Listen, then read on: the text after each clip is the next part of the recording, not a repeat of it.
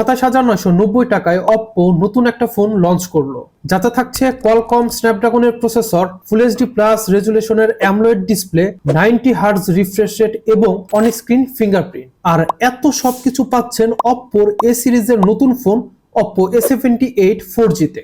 Look, এখানে দুইটা point আছে। যারা অপ্পো লাভার কিংবা অপ্পো ফোনই কিনবেন তাদের জন্য এই টোটাল প্যাকেজটা কেমন হবে সেটা জানাবো।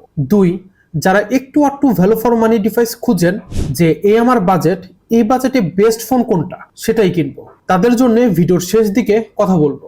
অপ্পোর ফোন, তাই শুরুতেই ক্যামেরা নিয়ে কথা বলি, কারণ যারা অপ্পোর ফোন কিনেন তাদের একরকম মেইন ফোকাসটাই থাকে একদম ঝাক্কাস ছবি লাগবে। সেলফি তোলার জন্য এই ফোনটিতে পাবেন 2 অ্যাপারচারের 8 মেগাপিক্সেলের ক্যামেরা।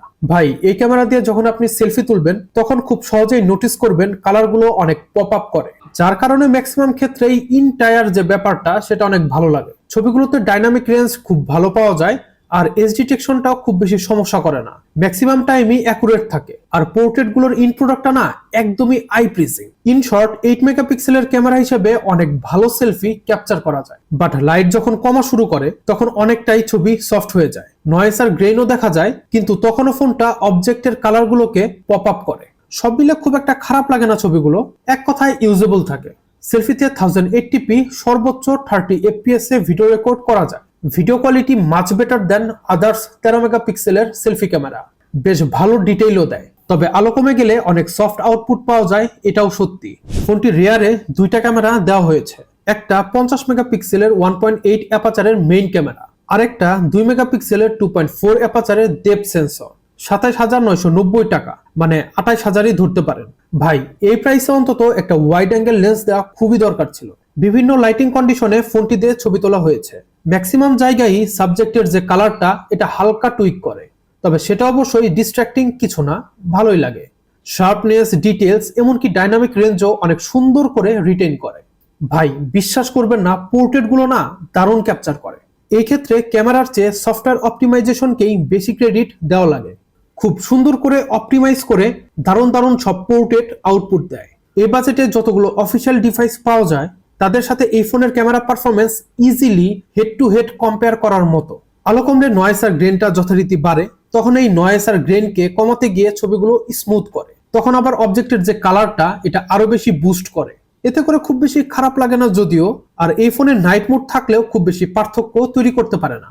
বাট শুধুমাত্র ক্যামেরা পারফরমেন্সের উপর বেস করে যদি কনক্লুশন টানি, এই ফোনকে ভালো বলতেই হচ্ছে। এই ফোনটায় ভিডিও স্টেবিলাইজার আছে, স্টেবিলিটি ভালো, এমনকি বেশ ভালোই বলা যায়। সর্বোচ্চ 1080p 30 fps এ ভিডিও রেকর্ড করা যায়। ভাই, কপাল খারাপ থাকলে যা হয় আর কি, একে তো রেজুলেশন কম, তার উপর মাত্র 30 fps পর্যন্ত সীমাবদ্ধ। কি করবেন বলেন, কিচ্ছু করার নাই। একটা সময় ছিল যখন ফোনের ডিজাইন নামে আলাদা একটা সেকশনই থাকতো, আর এখন ডিজাইনের কথা বলতে গেলে সামনে তো ভাই কোনো ডিজাইনই নাই, আর ব্যাক প্যানেলে ঘুরে ফিরে একই। অনেকে আমার সাথে এগ্রি করবেন, স্মার্টফোন ডিজাইনের যে ইন্টায়ার ব্যাপারটা সেটা দিনকে দিন বোরিং হচ্ছে। যাই হোক, মূল টপিকে ফিরি। এই ফোনের রেয়ারে যে দুটো বড় ক্যামেরা দেখতে পাচ্ছেন, এটা আপনাদের আসলে কেমন লাগে, ভালো নাকি খারাপ? বক্সি শেপের এই ফোনটা আগাগোড়া প্লাস্টিকের, থিকনেস 7.9 মিলিমিটার এবং ওয়েট 180 গ্রাম। এই ফোনটার যে জিনিসটা সবচেয়ে বেশি ভালো লাগছে সেটা হচ্ছে সিঙ্গেল হ্যান্ডে খুবই কমফোর্টেবল ভাবে ফোনটি ইউজ করতে পারবেন। ফোনটি দুইটা কালারে পাবেন। ছবি দেখে আমার কাছে ব্ল্যাক কালারটাই সবচেয়ে বেশি ভালো লাগলো, বাট আনফরচুনেটলি আমি ব্ল্যাক কালারটা ম্যানেজ করতে পারি নাই। এই ফোনটাই ইমপ্লিমেন্ট করা হয়েছে ইন ডিসপ্লে ফিঙ্গারপ্রিন্ট সেন্সর, যা খুবই ভালো একটা মুভ। আনলকিং স্পিড যথেষ্ট ফাস্ট, কিন্তু এই ফোনে সবকিছু ঠিক থাকলেও মিসিং সেকেন্ডারি নয়েজ ক্যান্সেলেশন। এই ফোনের যা বাজেট তাতে অবশ্যই নয়েজ ক্যান্সেলেশন থাকাটা দরকার ছিল। মেইন স্পিকারের সাউন্ড এনাফ লাউড লেগেছে, সেই সাথে ডিস্টরশনও ছিল না। কম্প্যাক্ট ধাঁচের এই ফোনের ডিসপ্লে সাইজ 6.4 ইঞ্চ, আর এটি একটি অ্যামলয়েড ডিসপ্লে। ফোনটায় 90 হার্জ রিফ্রেশ রেটও পাবেন। Pixel density 409 pixel per inch. As a whole media consuming থেকে শুরু করে সব জায়গায় এর ডিসপ্লে নিয়ে কোনো ইস্যুই নাই, এক্সেপ্ট এর ব্রাইটনেস ছাড়া। ডিসপ্লেটির পিক ব্রাইটনেস 430 নিটস হওয়ায় ডিরেক্ট সানলাইটে নিশ্চিত প্যারা খাবেন। আর ভাই, এত দাম দিয়ে একটা ফোন, এটা কিছু হইল? এনিওয়েজ, এই ডিসপ্লেটিকে প্রোটেকশনের জন্য কর্নিং গোরিলা গ্লাস ভার্সন 5 পাবেন। একটি ফোনের পারফরমেন্স কিন্তু প্রসেসর আর র্যাম ছাড়াও বেশ কিছু ছোট ফ্যাক্টরের উপর ডিপেন্ড করে। যেমন ধরেন স্টোরেজ টাইপ। এই ফোনের স্টোরেজ টাইপ নিয়ে কনফার্ম ইনফো পাই নাই। তবে স্টোরেজের রিড স্পিড পাইছি 774 মেগাবাইট পার সেকেন্ড আর write speed 554 megabyte per second. তারপর এই ফোনটায় আছে সবার প্রিয় স্ন্যাপড্রাগনের প্রসেসর, কিন্তু স্ন্যাপড্রাগন 680 কি বলবো ভাই, এই প্রসেসর আগে এন্ট্রি লেভেলের ফোনে ইউজ করা হইতো, আর এখন মিড বাজেটের ফোনে এই প্রসেসর দেখা লাগতেছে। এই ফোনে এর যে বেটার প্রসেসরটা মাস্ট দরকার ছিল। এখন এই ফোন দিয়ে আসলে কি কি করা যাবে, কাদের জন্য এই ফোন? ওয়েল, যারা সারাদিন একদম বেসিক কাজগুলো করেন তাদের জন্য এই ফোন। এখন বেসিক কাজগুলো কি? যেমন ধরেন ফেসবুক, হোয়াটসঅ্যাপ, ইনস্টাগ্রাম এসব কিছু হ্যান্ডেল করা, মানে সোশ্যাল সাইটগুলোই হ্যান্ডেল করা, তারপর মেসেজিং, টুকটাক গেমস খেলা, ছবি তোলা, এসবই। এই ফোনকে হেভি ইউজ করা বা প্রেসার দিয়ে ইউজ করার মতো তেমন কিছুই নাই, তাই চার্জিং ব্যাটারি ব্যাকআপটা ভালো পাবেন। 5000 মিলিঅ্যাম্পিয়ার ব্যাটারি ইউজ করা হয়েছে ফোনটিতে, আর বক্সের সাথে পাবেন 67 ওয়াটের ফাস্ট চার্জার।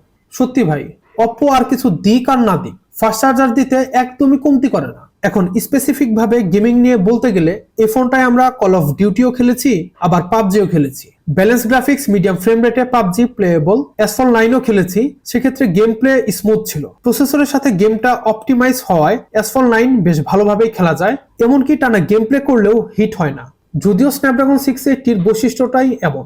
এখন ভিডিওর শুরুতে যেমনটা বলেছিলাম, এই বাজেটে যারা ভ্যালু ফর মানি ডিভাইস চান, কিংবা এ হচ্ছে আমার বাজেট, এই বাজেটে বেস্ট স্মার্টফোন কোনগুলো, এইরকমই যদি আপনার ইন্টেনশন থাকে, তাহলে এই বাজেটে আরো বেটার কনফিগারেশন, বেটার পারফরমেন্সের ফোন পাবেন। জাস্ট একটু যাচাই বাছাই করে কিনে ফেলেন। Thanks for watching, see you in the next one.